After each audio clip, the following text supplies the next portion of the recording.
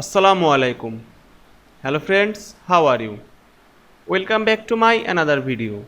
In this video, I am going to show you how to change the color of a table in Google Docs. Let's get started. At first, you have to open your Google Docs. Then go to the Insert a Table. Then firstly select the table cell and go to the border color. You can change another color.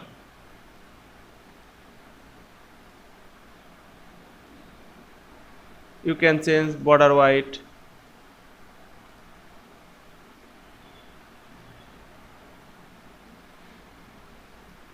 You can change color of a table another way. This firstly select the all cell and go to the click the drop down menu and select all border. Then go to the border color. Now here we can see change the color of a table in Google Docs very easily. I hope you enjoyed my video. Please like, comment, share and subscribe my channel.